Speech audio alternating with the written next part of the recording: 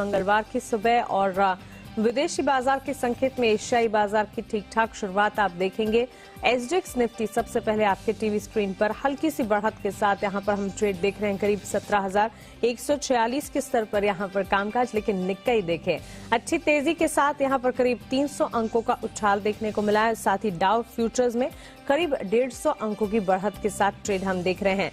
बीती रात अमेरिकी बाजार में भी अच्छी तेजी के बीच ट्रेड हमने देखा।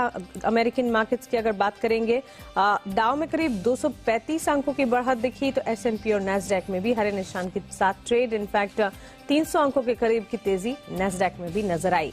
चलिए विदेशी बाजार के संकेतों में क्या कुछ खास है और अमेरिकी बाजार की इस तेजी के पीछे की वजह क्या है, विस्तार से दीपांशु भंडारी से जान लेते हैं।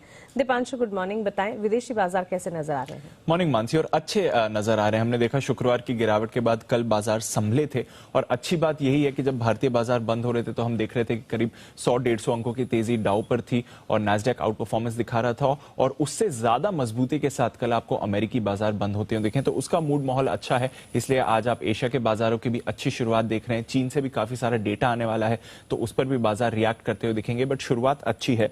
डाउ हमने देखा कल करीब 235 अंक उछलकर बंद हुआ, बट ज्यादा एक्शन आपने नैस्डैक में देखा। आईटी शेयर्स में दमदार तेजी आती हुई दिखी और नैस्डैक 1.9% ऊपर हुआ, तो ज्यादा आउट परफॉर्मेंस आपको वहां से आती हुई दिखी। इसके अलावा जो रसल 2000 इंडेक्स है, इस पर हल्का सा दबाव जरूर बना रहा। बॉन्ड यील्ड भी स्टेबल थी 1.52% के पास। जो विक्स था, जहां पर हमने देखा कि फ्राइडे के ट्रेडिंग सेशन में एक ही दिन में 54% का उछाल आया था, कल करीब 20% गिरकर बंद हुआ, तो थोड़ी वॉलेटिलिटी भी कम हुई है। ये भी बाजार के लिए अच्छे संकेत हैं।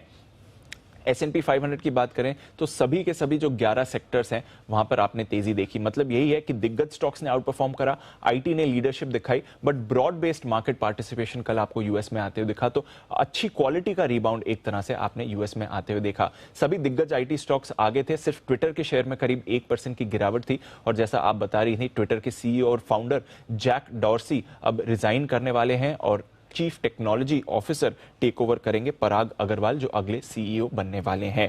इसके अलावा एक अच्छी बात यह भी है जिसकी वजह से बाजार को सहारा मिला, कॉन्फिडेंस बढ़ते हुए देखा। जो बाइडेन साहब ने पब्लिक में बयान किया और ओमिक्रॉन वायरस के बारे में उन्होंने बात करी। उन्होंने कहा कि इस समय यूएस में कोई लॉकडाउन नहीं लगेगा, तो ये उन्होंने आश्वासन दिया कि कोई ऐसा बड़ा कदम यूएस सरकार उठाने वाली नहीं है। उन्होंने ये जरूर कहा कि इस वायरस से सतर्क रहना जरूरी है, प्रिकॉशंस लेना जरूरी है, लोग अपने आप को वैक्सीनेट कराएं, बट डरना जरूरी नहीं है। तो बाइडेन साहब के कमेंट्स के बाद भी बाजार का मूड माहौल और सुधरते हुए दिखा और बाजार में कॉन्फिडेंस आया। आज जेरोम पावेल साहब यूएस सेनेट में गवाही देने वाले हैं। उससे पहले कुछ संकेत आए हैं कि वो किस तरह की बात कर सकते हैं इस वायरस को लेकर। उन्होंने चिंता जरूर जताई है कि ये वायरस थोड़ा चिंताजनक हो सकता है, इसका इन्फ्लेशन इकोनॉमी पर इंपैक्ट आ सकता है, ऐसा पावेल साहब का कहना है। बट इस पर और क्लैरिटी आज शाम को मिलेगी जब वो यूएस सेनेट में गवाही देंगे। यूरोप की बात करें तो आधे से 1% की तेजी आपने यूरोप में भी आती हुई देखी, तो अच्छा मूड माहौल वहां पर भी था। कच्चे तेल में भी हल्की और खरीदारी रही, करीब 1% और ऊपर, तो 74-50 के करीब आपको ब्रेंट ट्रेड करते हुए दिखेगा। सोने में हल्का दबाव आया है, डॉलर इंडेक्स में खरीदारी रही है। तो ओवरऑल कल जो स्टेबिलिटी के संकेत थे वहां से बाजार में और थोड़ा अच्छा एक्शन बनते हुए दिखा, और फिलहाल भी बाजार ज्यादातर पॉजिटिव ही दिख रहे हैं।